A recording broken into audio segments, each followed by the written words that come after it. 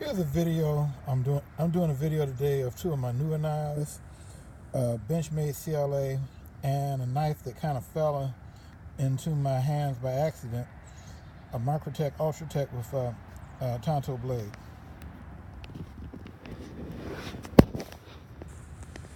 The Benchmade CLA is pretty much a standard Benchmade 154 cm blade, push button plunge lock auto. The thing that's different about it, however, is the fact that it has a G10. It has G10 scales, and so really, this is basically as far as I know, there are two Benchmades that don't have aluminum scales, and they are the CLA and the Casbah. Interestingly enough, the thing that I noticed about both, they both really sound alike when they're open. The CLA and the Casbah both kind of have a hollow sound compared to aluminum bodied autos, but I think they're both really well made knives. The CLA is kind of oh, got it locked. The G10 makes it look a bit more like a gent's knife. Oh, I'm losing my picture there. The G10 makes it look a bit more like a gent's knife, in my opinion. But it's a good size knife. It's got a 3.4 inch blade, hollow ground, I believe.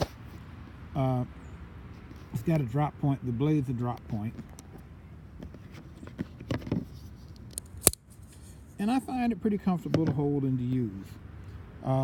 This knife hasn't gone through much heavy use, but it's definitely a user. I haven't sharpened it really. I put it on my strop. I got a nice German strop about a month or so ago, and I used that, and I used the red compound on the strop, and the blade was pretty sharp. But after I put it on the strop, it was hair popping sharp, and so it's really quite handy, whenever I need to use it. Now, the Ultratech is a knife that I wasn't expecting to get. To be honest, if I had gotten, I had planned on, if I ever got an out the front Microtech, to get something like a UT70 or UTX 85, whenever they came back out again. This Ultratech fell into my hands, actually.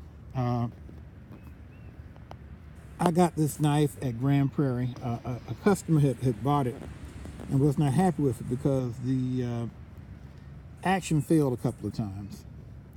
And, I know the owners and everything, and I've been a regular customer there for going on 21 years now. I should have bought stock in them. But, they had told me about the situation, and they basically made me a deal saying that,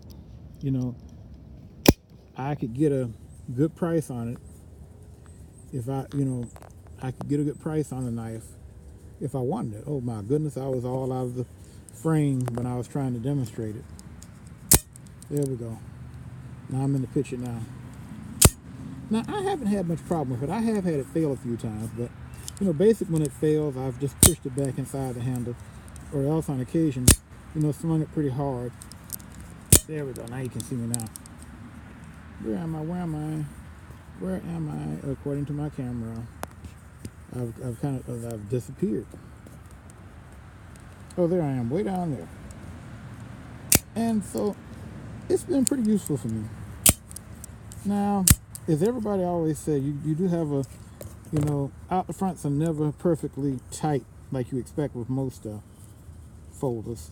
Now this one has a bit of lateral movement, almost no up and down movement.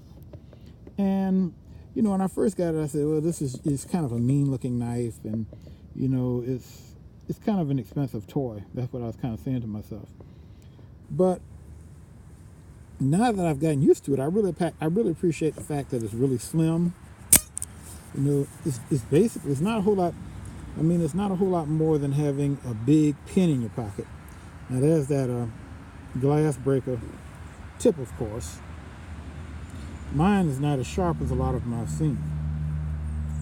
Now, one thing about it, I found that, you know, these proprietary screws are a bit of a pain, but for this big one here for the glass breaker, what I tend to do, I tend to put a towel or maybe a eyeglass cleaning cloth over it, and then I tighten it with pliers because it was a little bit loose when I first got it, and so that way I can tighten it without damaging it too much.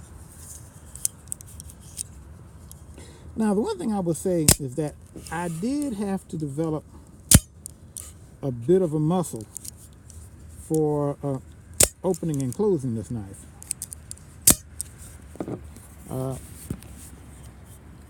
And really, I guess that's one thing about it. I mean, I compared, you know, I'd heard Benchmades were easier to operate.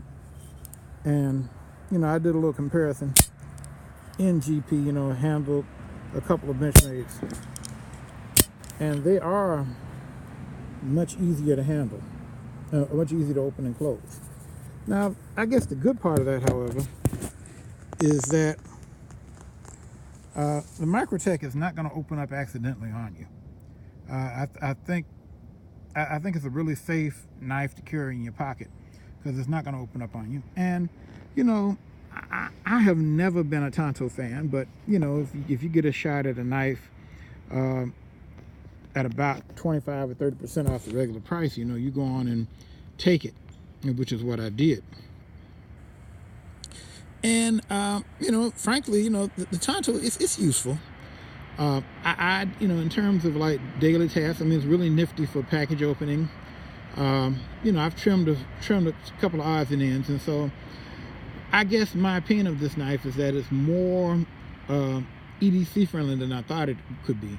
Now, I do agree with Nick Shabazz in that one of the downsides of an out the front is that an out the front, you know, you can't gently open the knife. You know, it's gonna pop open. You know, it's dramatic. I mean, which is part of the appeal of it. I mean, knife lovers get a kick out of seeing that thing fly out. And to tell you the truth, it's even more awesome closing. I think the closing is more awesome than the opening. I mean, because, you know, you open it, and, I mean, you get a little sound, and it pops out quickly, but it really flies in when you close it. But, you know, as I said before, you know, it's a pretty good EDC. I mean, it's light, it's really narrow, it doesn't take up much space in the pocket. I mean, it's kind of like having a fat ballpoint pen, and it's really useful. Now, I still wouldn't mind having a UTE 70 or a UT 85, you know, something just a little bit smaller, because my favorite knives are knives right around, you know, maybe about 3.1 inches to maybe about 2.7 inches. I mean, I like knives more in the classical pocket knife size. Now, you know, knives up to 3 1/4 are pretty nice. I mean, that, to me, that's a manageable size. But, you know, something like this, a knife I got not too long ago, a mini Reflex, you know, has really, and I'll just show this, you know, this has really become my absolute favorite EDC. Frankly, because, you know, it's light. It really has a nice blade. I mean, obviously it doesn't look like it, but it really reminds me of a flat ground Delica, in that it's a very, very thin blade. You know, I have a little video of me slicing salami with it. I mean, excellent slices. You know, I used it the other day cutting up some onions. I mean, it's great in the kitchen, great for food preparation, great for opening packages, cutting string. I mean, this is a really perfect utility blade, and it's a little bit smaller. I mean, if I go back here talking about, you know, going to the Ultratech again, you know, if you put them side by side, let me even them up here.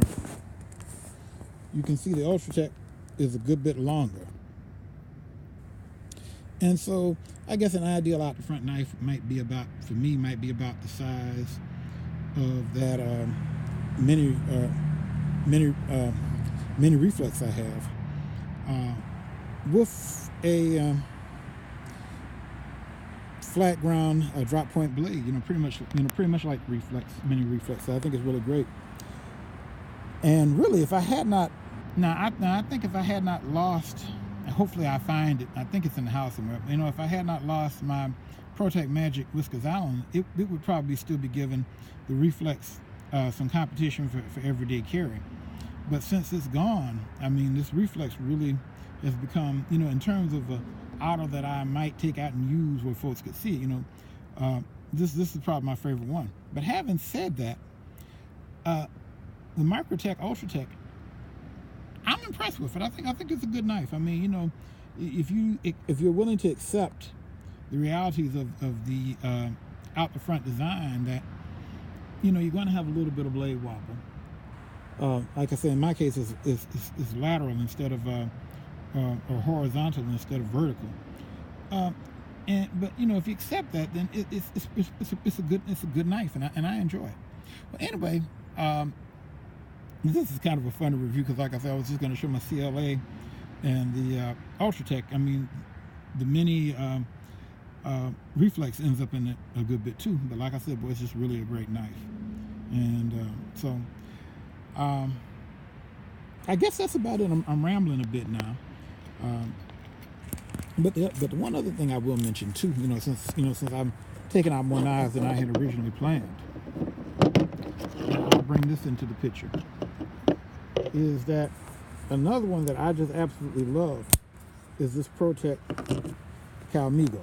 I mean, that is a slightly larger California legal knife.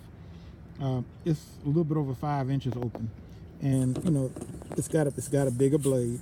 I mean, it's got a bigger handle, which, you know, here it is in my hand right here. Let me put it all the way in my hand, and so you can see it's a smaller knife. I can fit it completely in my hand, and you know, in comparison to the mini Reflex. Let me put it right here.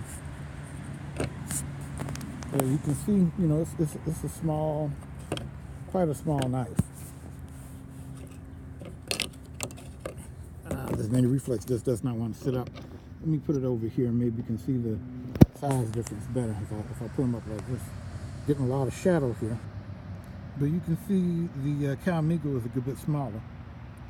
And I like the Calmigo because, you know, it definitely, you know, since I live in a state that now is auto legal, the Calmigo is definitely what I would consider an office friendly kind of auto, because, you know, it's about the size of, say, a Spyderco Dragonfly, which to me is a good office size knife.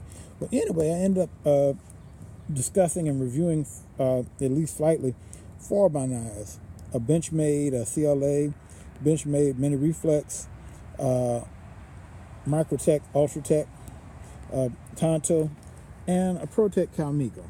And so let me get them all in the picture. Have a nice little family shot of everybody before I go. I got to get back. I'm gonna have to have my daughter start editing stuff for me, because this is kind of a jumble today.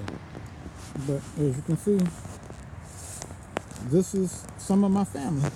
I mean, I've gotten a ridiculously huge auto collection now, but it's tempting. I mean, I still wouldn't mind getting a Microtech LUDT, although I need one like I need a hole in my head. Well, I'll see you guys for now.